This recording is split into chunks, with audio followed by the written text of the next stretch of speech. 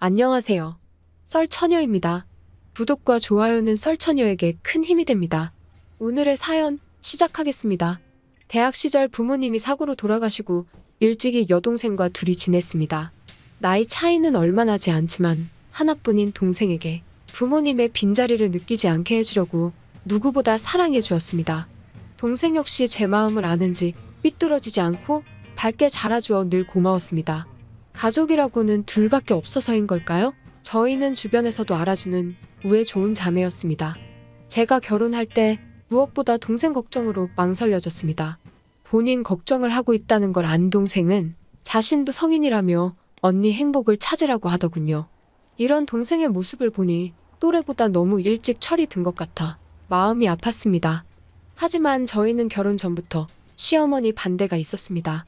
반대하신 이유는 저에게 부모님이 계시지 않다는 것입니다. 사고로 한순간에 부모님을 여의었던 것인데 이런 가정사가 결혼하는데 큰 걸림돌이 될 줄은 몰랐습니다. 처음에는 상처가 너무 커 결혼을 포기할까도 생각했습니다. 하지만 자식이기는 부모 없다고 했던가요? 남편은 제가 아니면 평생 혼자 산다고 강력하게 나갔습니다. 결국 시어머니는 두 손 두 발을 드셨고 결혼을 승낙해 우리는 결혼식을 할 수 있었습니다. 그렇게 저는 새로운 삶을 시작하였습니다. 어머님은 신부 쪽 혼주석이 비었다며 남들 보기 창피하다는 말을 아무렇지 않게 제 앞에서 하셨고 그 말을 듣고 서러움에 눈물을 흘리고 말았습니다. 제가 우는 모습을 본 동생은 대수롭지 않게 어머님이 못 배워서 그런 거라며 오히려 언니처럼 저를 위로해 주어 든든했습니다. 결혼식을 무사히 마치고 우리는 신혼집에 적응하고 있었습니다. 결혼 반대도 있었기에 시어머니께 미운 털 박히기 싫어 누구보다 노력했습니다. 맞벌이를 하면서 저는 살림도 깔끔하게 했습니다. 그러나 연락 없이 기습으로 집을 방문하신 시어머니 눈에는 늘 성이 차지 않으셨는지 매번 잔소리를 하셨습니다. 잔소리를 할 때마다 지나가는 말로 엄마가 없어 못 배웠다며 쓴소리를 하셨고 그런 말을 들을 때면 반박도 못하고 밤새 눈물을 훔쳤습니다. 명절이나 집안 행사가 있으면 자신을 친엄마라고 생각하라며 잘하라고 하실 때마다 불편했습니다. 그러던 중 하나뿐인 시누이가 동생의 소개팅 자리를 제안했습니다. 시누이 말에 의하면 속에 남은 능력, 성격, 외모 모두 빠지는 것 하나 없지만 아직 좋은 짝을 못 만났다고 하더라고요. 저는 일단 동생한테 의견을 물어보고 말씀드리겠다 했습니다. 그날 바로 동생한테 연락해 괜찮은 남자 하나 소개받으라고 말했습니다. 그러나 동생은 아직 연애할 마음이 없다며 거절하더군요. 신우에게 동생의 의사를 전달했더니 신우는 남자 조건이 좋아 당연히 소개받을 줄 알았다고 생각해서 약속 날짜까지 다 잡았다는 겁니다. 막무가내로 소개팅이 추진되어 어쩔 수 없이 동생에게 상황을 설명하고 나가달라고 부탁했습니다. 며칠 뒤 동생은 소개팅 자리에 나가주었습니다. 헤어졌을 시간이라서 궁금한 나머지 연락을 했습니다. 그런데 동생은 전화를 받자마자 저에게 서운하다며 화를 내며 이야기하는 겁니다. 평소 차분한 성격에 저에게 화 한 번 내지 않은 동생이었기에 수화기 너머로 들려오는 동생의 화난 목소리에 놀랐습니다. 일단 동생에게 무슨 일 있었냐고 화를 진정시키고 천천히 이야기해보라 하였습니다. 내용을 들어보니 소개팅 나온 남자는 결혼에 한 번 실패한 사람이었다고 했습니다. 돌싱남이 잘못된 건 아니지만 전에 듣지 못한 동생 입장에서는 당황스러웠다고 했습니다. 저도 돌싱남이었던 건 전혀 몰랐기에 듣는 저까지도 불쾌하더라고요. 돌싱남도 모자라서 나이도 알려준 것과는 다르게 10살이나 많고 전 부인 사이에 애도 있다는 겁니다. 저는 동생의 말을 듣고 화가 나 바로 시누이에게 연락했습니다.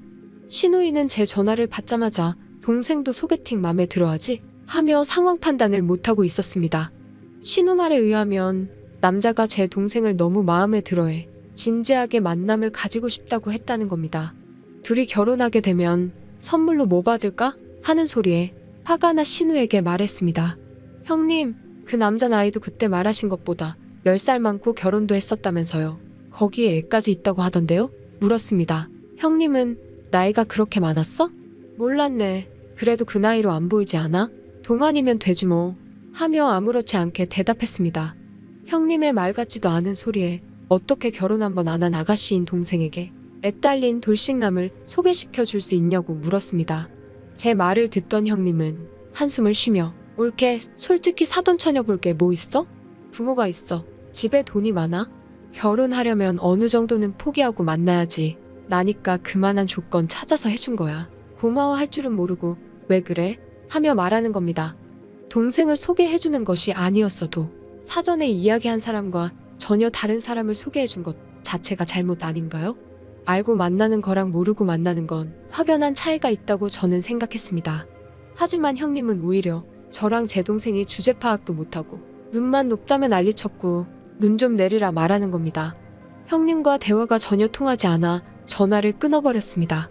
통화가 끝나자마자 동생에게 전화해 오늘 있었던 일에 대해 저도 몰랐고 형님 대신 사과했습니다. 동생에게 너무 미안했습니다. 동생은 괜찮다며 오히려 저에게 난처한 상황 아니냐고 제 걱정을 해주더라고요. 소개팅 사건 이후 시어머님이 반찬을 가져라 하여 시댁에 방문하게 되었고 시누이도 있었습니다. 주방에서 어머님을 도와드리고 있는데 시누이가 들어와 저에게 말을 걸었습니다. 근데 올케 내 동생은 뭐가 그리 잘나서 그 남자 애프터를 거절했대? 하고 물어보는 겁니다. 형님, 입장 바꿔 생각해보세요. 형님이 소개팅 나갔는데 주선자가 말한 것과 완전 다른 사람이 왔으면 좋겠어요? 저 같아도 싫을 것 같은데요? 대답했습니다. 듣고 있던 어머님은 조건도 괜찮고 솔직히 너네 동생이 그만한 집안을 만날 수 있을 것 같니? 하며 비웃었습니다. 저를 무시하는 건 참아도 하나뿐인 제 동생까지 무시하는 시모와 시누이의 행동에 화가 났습니다. 저희가 뭐 어때서요? 저희 누구한테 부끄러운 짓 한 적 없어요. 제 동생 4년 장학금 받으면서 자기 힘으로 명문대 졸업했고 대기업 다니면서 자기 앞가림도 잘하는 애예요. 누구보다 성실하게 잘 큰 애라고요. 그렇게 그 남자가 괜찮으면 제 동생이랑 연결해주지 말고 형님이 만나시면 되겠네요. 시누이를 보며 말했습니다. 제 말에 어머님이 발끈하면서 얜 부모도 있고 집안도 이만하면 좋은데 미쳤다고 애딸린 이혼남을 갖다 붙이니 말 같지도 않은 소리 하지 말아라 하며 짜증 섞인 말투로 버럭하셨습니다. 그 말에 어이가 없어 시누이와 시모를 번갈아 보며 물어보았습니다. 그럼 제 동생한테는 왜 갖다 붙이신 거예요? 다시 한번 말씀드리는데 제 동생 무시하지 말아주세요. 정색하며 말하니 시누이는 제 눈을 피했고 자기 딸만 소중한 어머니는 꼭 없는 것들이 주제 파악 못하고 자존심만 있어서는 하며 다들리게 중얼거리셨습니다. 그 말을 듣는 순간 저는 눈이 돌아갔습니다. 어머님도 적당히 하세요. 그냥 넘어가는데 한계가 있어요. 지금 저 테스트 하시는 거예요? 말했습니다. 내가 뭐 없는 말 했니? 너네 솔직히 볼 게 뭐 있냐? 난 너가 우리 아들이랑 결혼한다고 했을 때 처음부터 싫었어. 부모 없이 자란 너가 뭘 보고 컸겠니? 너가 우리 아들 어떻게 구워 삶았는지 모르겠는데 지금이라도 결혼 물을 수 있으면 내 소원이 없다 하셨습니다. 어머님, 예전부터 말씀드리고 싶었는데 부모님 돌아가신 게 제 탓이에요? 사고였잖아요. 그리고 어머님은 뭐 평생 사실 것 같아요? 따지고 보면 부모님 계신 거 말고는 스펙면에서 저보다 남편이 뒤떨어지는 건 모르세요? 연봉도 제가 3천은 더 많다고요? 알고 계시죠? 저도 남편 하나 보고 결혼한 거예요. 이런 가족이었음 시집 안 왔어요. 대답했습니다. 제 말을 듣던 시누이는 발끈하며 우리 집이 왜 월급 고작 그거 몇 푼 더 번다고? 유세 떨지 마 소리치며 말하는 겁니다. 지금 부모 하나 있다고 유세 떤 사람이 누군데요? 부모도 부모 같아야지 라고 저도 큰소리 냈습니다. 어머님은 저에게 손가락질하며 내가 이래서 부모 없는 애랑 결혼 안 시키려 했던 거야. 주제 파악 못하고 어디서 시애미한테 눈을 부릅떠. 못 배워 먹은 거 티나게 라며 소리쳤습니다. 진짜 못 배워 먹은 게 누군데 저딴 소리를 아무렇지 않게 하나 싶었고 저는 그 자리에서 진짜 못 배운 게 뭔지 보여주었습니다. 어머님이 애지중지하던 도자기를 바닥에 던져버렸습니다. 와장창 깨지는 모습을 보자마자 어머님은 너 지금 뭐 하는 거야? 소리쳤고 어머님께 도자기가 귀하듯 저도 귀한 집딸이에요. 부모님 돌아가셨다고 늘 고아 취급하시는데 무식한 행동 좀 하지 마세요. 더 이상 이렇게 무식한 사람들이랑 같은 공간에 있고 싶지 않네요. 그 자리를 박차고 나와버렸습니다. 시어머니와 시누이가 남편에게 전화해서 제가 갑자기 도자기를 던졌다고 했다는 겁니다. 남편은 제가 그런 사람이 아닌 걸 알기에 저에게 앞뒤 이야기를 물었고 그동안 꾹 참았던 이야기를 모조리 했습니다. 제 말을 들은 남편은 왜 그걸 이제서야 말했냐며 몰라줘서 미안하다고 그동안 마음고생 많았겠다며 저를 꼭 끌어안아 주었습니다. 남편은 시어머니가 한 행동에 대해 미안하다 말했고 자기 엄마지만 무식하고 부끄럽다고 했습니다. 그렇게 시간이 지났습니다. 시누이가 결혼하고 싶은 남자라며 집으로 초대할 테니 모두 모이라고 했습니다. 얼마나 대단한 사람이길래 눈 높은 시누이 마음에 쏙 들었지 우리는 궁금했습니다. 다 같이 모인 자리, 화기애애 저녁을 먹고 후식을 먹으며 이런저런 이야기를 하고 있었습니다. 시부모님은 그래서 부모님은 뭐 하시냐고 남자에게 물었습니다. 시누이가 데리고 온 남자는 어머니는 고등학교 때 돌아가셨고 현재는 아버지와 함께 산다고 이야기했습니다. 시누이는 옆에서 엄마, 아빠, 이 사람 대단한 사람이야. 아버님 생각 엄청 하고 도움 없이 혼자서 이 자리까지 올라왔어. 얼굴도 잘생겼는데 능력도 엄청 좋아. 하며 자랑을 엄청 하는 거 아니겠습니까? 듣고 있던 남편은 초면에 죄송한데 우리 엄마는 부모 없는 사람을 엄청 싫어하는데 괜찮으시겠어요? 물었습니다.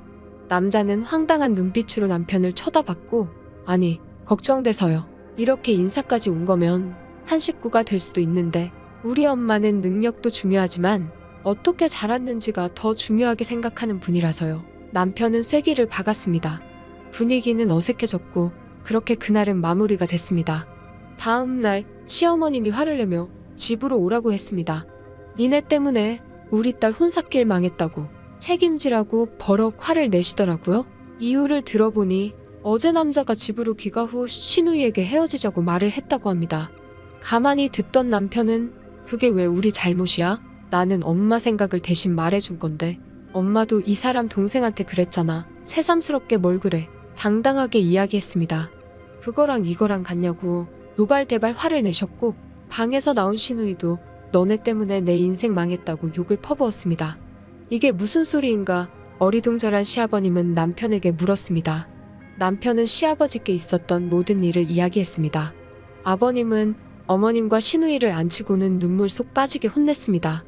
너네 둘이 잘못했고 평소 못된 마음을 가지니 고스란히 돌아오는 거다. 잘 됐다고 말하셨습니다. 그리고는 한 번만 더 저에게 막대하면 빈털터리로 집에서 내쫓길 거라고 하셨습니다. 모녀는 잡아먹을 듯한 눈빛으로 우리를 쳐다보았습니다. 저는 한 번만 더 그런 행동하시면 평생 안 본다고 못을 박았더니 그날 이후 둘 다 제 앞에서는 말 한마디도 제 눈치를 보며 늘 조심하였습니다. 시누이는 분수에 안 맞게 주제 파악 못하고 아직도 솔로로 지내면 아이만 먹고 있습니다. 오늘의 사연은 여기까지입니다. 긴 사연 끝까지 들어주셔서 감사합니다. 구독과 좋아요는 설처녀에게 큰 힘이 됩니다.